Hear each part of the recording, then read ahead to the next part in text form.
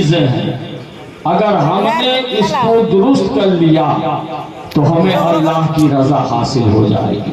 یہی 3 چیزوں کی وصیت نصیحت ایک باپ اپنے بیٹے سے کرتا ہے، جس کا ذکر قرآن پاک کے اندر آیا ہے، جس کے نبی ہونے میں اختلاف، جس کے ولی ہونے میں سب کا اتفاق، جسے دنیا حضرت لقمان کہتی ہے۔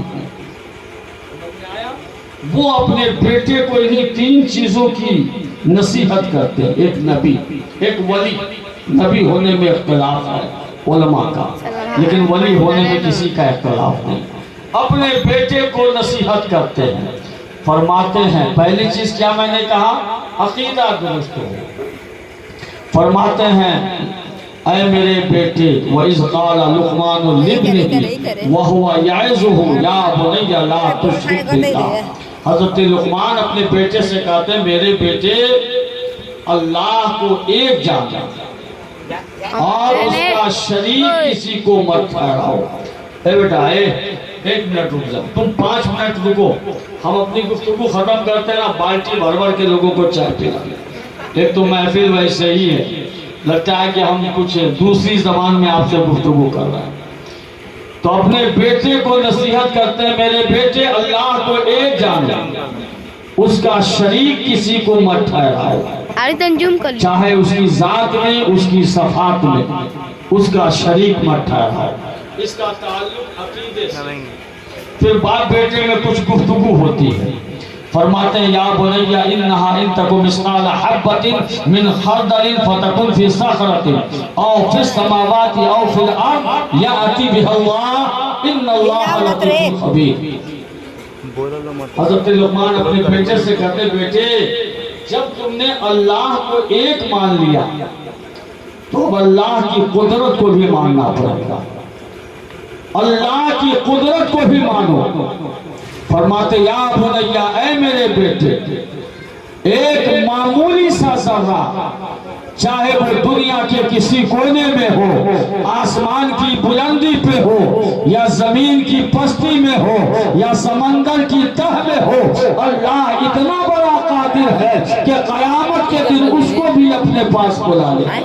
ایک معمولی سا ذرہ چاہے وہ کہیں بھی ہو، اللہ اس کو اپنے قریب بلا لے گا۔ اللہ اتنا بڑا قادر ہے، وہ اتنا بڑا قادر ہے۔ جب تم نے اللہ کو ایک مانا، اب اس کی قدرت کو اس طریقے سے تسلیم کرو۔ اور نبی فرماتے ہیں اللہ کی قدرت کے تعلق سے، آقا فرماتے ایک پہاڑ ہے، پہاڑ میں ایک پتھر ہے، پتھر میں ایک کیڑا ہے اور کیڑے کے منہ میں ایک کیڑا ہے۔ اللہ صرف اس کو دیکھ ہی نہیں رہا ہے بلکہ اللہ اسے رزق بھی پہنچا۔ اوپر سے کہو حضرت لقمان کہتے ہیں بیٹے جب تم نے اللہ کو ایک مان لیا اب اس کی قدرت کو مانو۔ اب آؤ میں آپ کو بتاتا ہوں، بندہ مومن اگر اللہ کی قدرت کو اس طریقے سے تسلیم کر لے کہ میرا رب اتنا بڑا قادر ہے، تو اب وہ گناہ چاہے بند کمرے میں کرے یا ہوائی جہاز میں کرے یا پانی کی تہ میں جا کر کرے، اگر اللہ کی قدرت کو مانتا ہوگا تو یقینی طور پر وہ گناہوں سے بچتا ہوا ہوگا۔ میرا رب ویڈیو ہے، قدرت کو تسلیم کرتا ہے۔ ویڈیو اگر ہم نے اللہ کی قدرت کو مان لیا، سب اڑا دے بنے۔ بہرحال یہ تو گفتگو تھی بات بیٹھے۔ پہلی چیز عقیدہ درست ہے، دوسرا میں نے کہا اعمال۔ بس کسٹم ابھی کھلائی، ابھی کھلائی گیم کھیلتا۔ اپنے بیٹے کو نصیحت کرتے ہیں، اللہ فرماتا ہے یا بنی اقم الصلاۃ وامر بالمعروف وانھ عن المنکر واصبر علی ما اصابک ان ذلک من عزم الامور۔ اے میرے بیٹے نماز تمہارے کھلا دیا، کھلا دیا ٹھیک ہے۔ جب تم نماز قائم کرنے لگو آئی تب تمہاری ذمہ داری ختم نہیں ہوتی ہے اور بڑھ جاتی ہے۔ فرماتے ہیں کہ وامر بالمعروف، دوسروں کو بھی اس کا حکم دو، وانھ عن المنکر، اور دوسروں کو برائی سے روکو۔ حضرت لقمان کہتے ہیں بیٹا جب تو نماز قائم کرنے لگے اب تیری ذمہ داری اور بڑھتی ہے، دوسروں کو بھی نیکی کی دعوت دو، دوسروں کو بھی برائی سے روکو۔